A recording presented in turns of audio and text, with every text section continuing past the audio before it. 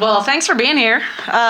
Big crowd. I say this all the time. I am so old that I remember when it was one person who was the athletic department planted somebody in the back room. They had an iPhone out or maybe like a VHS camera, and they were asking us questions. So pretty cool to see how the athletic department as a whole are supporting. And that was for baseball and softball.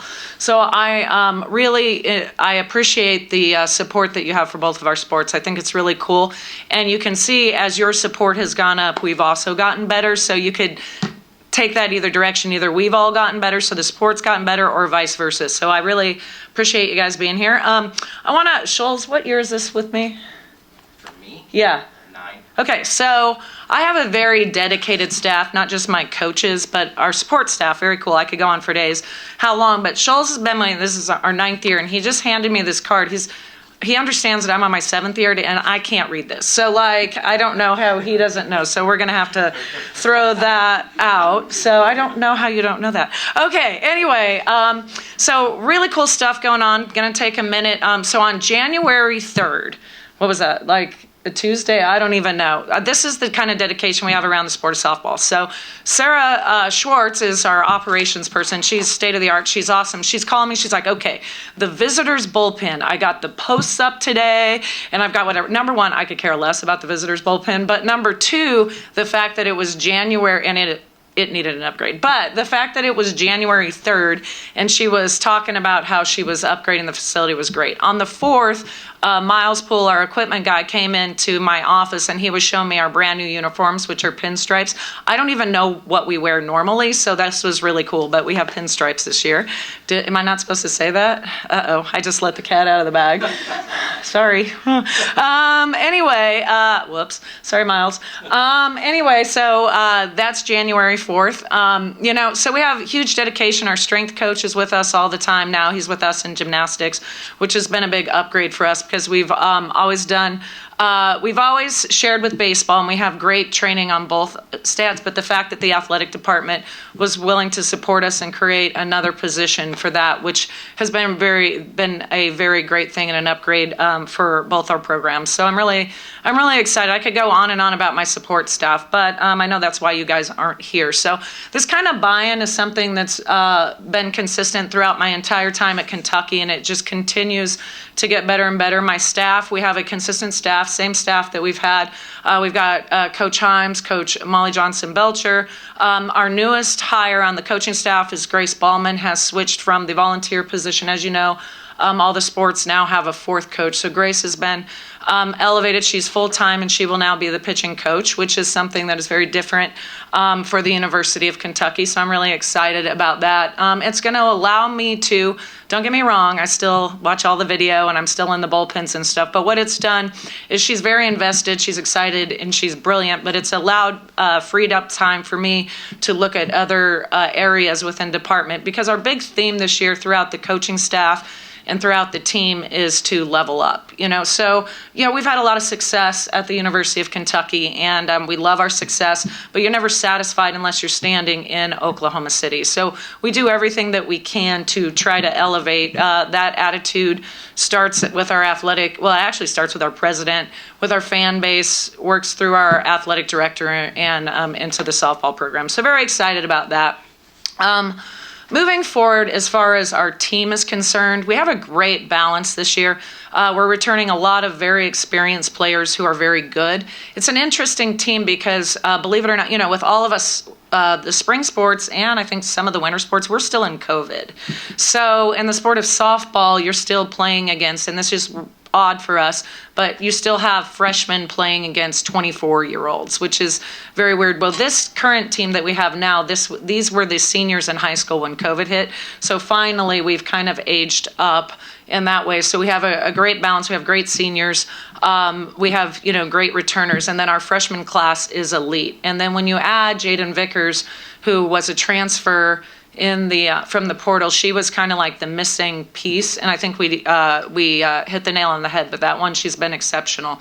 So I feel good about where the team is. I think that we're strong in all areas of the game, and I'm just looking forward to starting. And we do start with a bang because we play Stanford, who's bringing arguably the best pitcher in the country, and she's throwing 74, which For those of you who don't follow softball and baseball, that's over 100. So we'll face them twice. We'll face San Diego State, who was also a super regional team. We'll face Minnesota, who is consistently in the postseason in the sport of softball. And then we face a former foe who used to be the head coach at Texas A&M, is taken over at Santa Barbara. So we start off with a bang, and that will be great for us just to see where the team measures up and what we need to do to get ready for SEC play. Questions? Rachel, what do you think of the pitch clock 1 and 2? Are you still going to call pitches now that you have a pitching coach? The pitch clock I'm a big fan of because the sport of softball is a really awesome sport on TV. We have very high rankings, especially once basketball season ends. The two top sports on TV are softball and baseball. For softball, it's essential that we keep the game closer to 2 hours. It helps us differentiate from baseball. If we're playing closer, although I think baseball really cut their time down quite a bit. So I think it's crucial nationally that softball and baseball keep their game closer to 2 hours just for the TV market. And this getting rid of the dead time in the sport of softball, as opposed to really kind of getting rid of some of the action stuff, I think is really big. So I'm a big fan of that. And this year we're kind of tag teaming the pitch calling, and I know that seems a little odd, but because Schoonover is used to me and this is her senior year, so I'm grandfathered in more ways than one. But so I will be pitch calling for her, while Grace pitch calls for the rest of the staff that doesn't have that same longevity with me per se. And that's about Stephanie. Just to be clear, I think Grace is probably a better pitch caller, to be honest with you. So. Coach, you called Jaden Vickers the missing piece to this roster. Obviously had a lot of success at Rutgers, but why to you was she such a must-add for this program?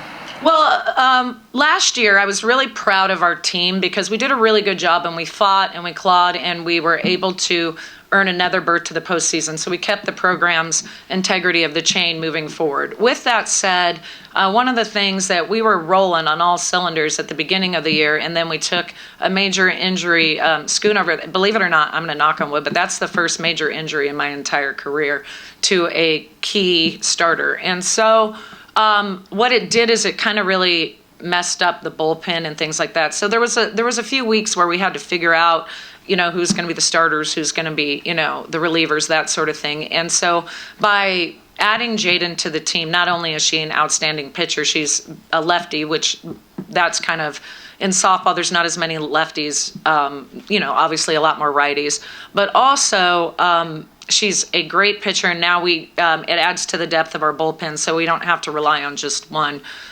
key starter. I think, last year we had some starts at other people, but there was a clear difference in the production that we got. And this year I think that the production is going to level out throughout the entire staff, which I'm very excited about. Coach, with Kayla gone, who have you really seen step up as a leader for this team now that, since she was such a big part of that leadership for? Kayla was an outstanding leader. She's still with the team as a GA, so just her vibe is kind of cool to have around.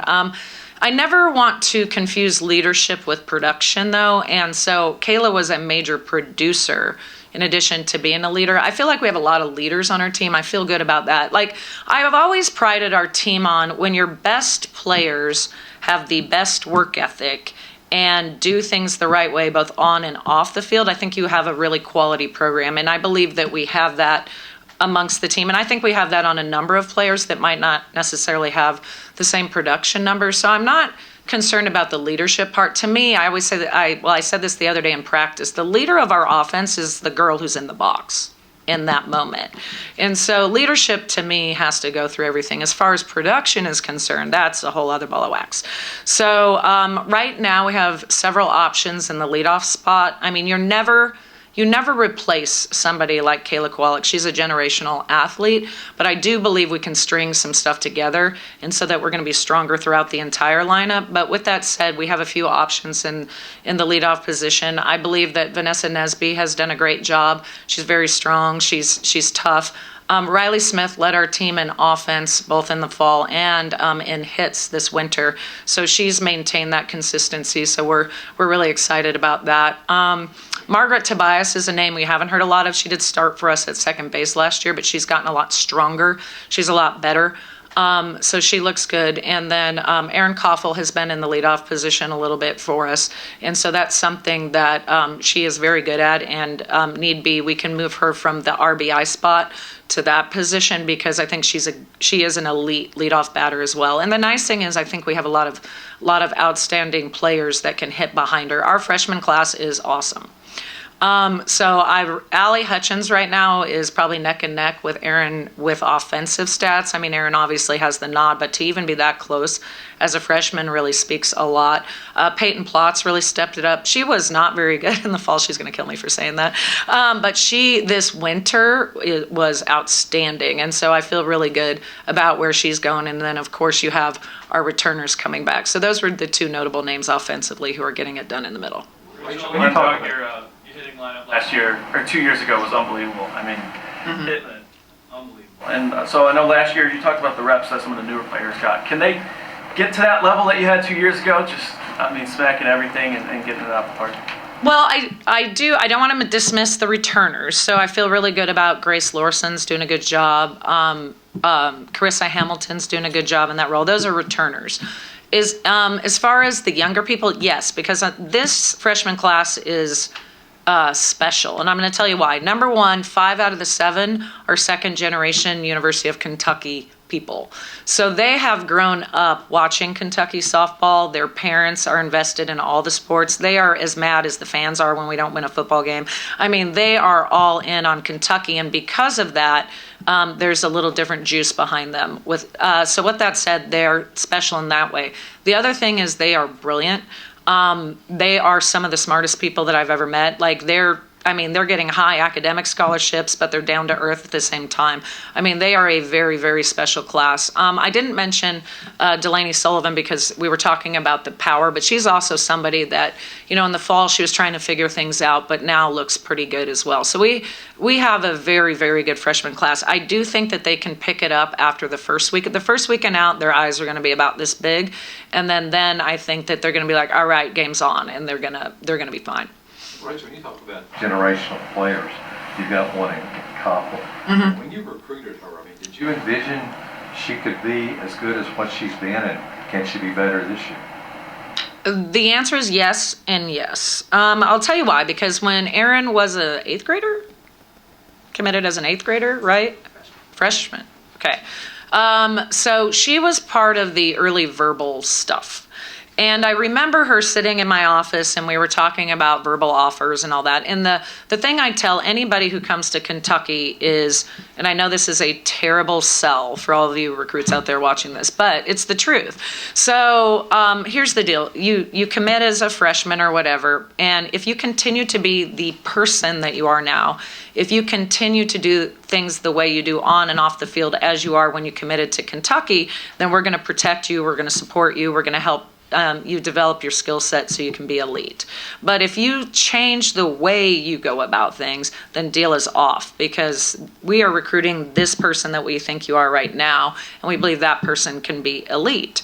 And so I remember talking to Erin about that, and she already, and even as a 9th grader, said, yeah, I've already thought about that, and now that I've achieved this goal, and at that time it was, playing in the SEC or whatever the case is, now that I've achieved that goal, I've changed my goals, and now she was working on being the best softball player she could be. So she started this process when she was a freshman and a sophomore in high school. So that was a very mature way of going about things. And even in her freshman year when COVID hit, when she came in, she was playing against people much older than she was. And I even at that time thought about redshirting her so that she could go be the All-American, everything she needed to be. And she actually held her own her freshman year against people who are much older. So I was very impressed with that. Now, as far as what the future holds, she is a lot better this year than she was a year ago. Last year was very easy for myself and our pitchers to get her out in the winter. This year, I think she's hit, well, we play inside, so we call things outs just because I feel like making her mad, but she's probably hit 5 home runs, in 4 scrimmages or something crazy like that off of the pitches that used to get her out. So I think she's going to be very good. Her shortstop play is it's not even recognizable to compare to where she was before. She's playing an elite level. So yeah, I think she can be better, and I think she can even be better than that. You kind of touched on this already, it may even be Aaron, but do you have a alpha on this team or somebody that the other players can feed off of? Ooh, that's a great question. The way we coach as a coaching staff is it's really a hard coaching thing to do. When you're a coach, you really just want to punch them. But we really want them to, I know that's probably illegal on some level, but we want them to be strong, independent, voice their opinion, all that sort of thing. So I believe we have a lot of alphas on the team. In fact, I would argue Erin's natural personality is she's incredibly nice. So when she was a freshman, I would try to be mean to her, to try, like an older brother kind of thing, older sister kind of thing, to get at her. So I would say from an alpha perspective of the older people, I mean, Schoonover is an only child, a Southerner, and a pitcher. So you can imagine how that goes. I would say Vanessa's an alpha. Oh, she's an alpha. Taylor Ebbs is really smart, down to earth, really cool, but she's kind of particular. Grace Lawson, there you go. So, I mean, I could go down the list. I know I'm really going to get this replayed, but I think that we have a lot on the team, and I'll be honest with you, I think some of the freshmen are already. So I feel good about that. That's not ever an issue with our team, to be honest. Rachel, what are your biggest concerns with this team, and what should we be looking for in terms of early season improvements? Well, softball itself has changed so much.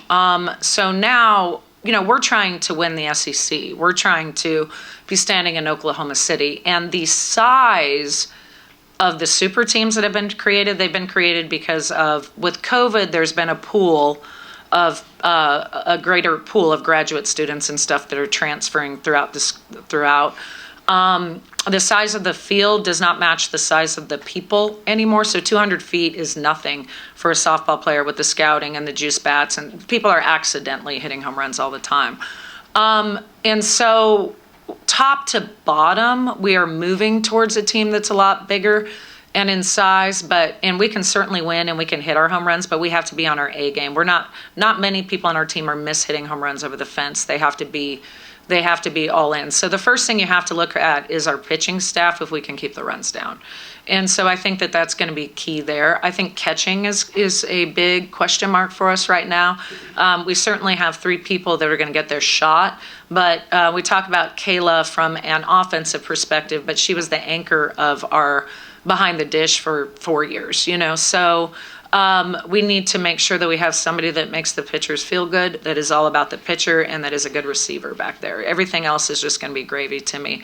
So they'll certainly get their shot, but that's going to be a key place to watch also. Once we solidify that position, I think we'll take off.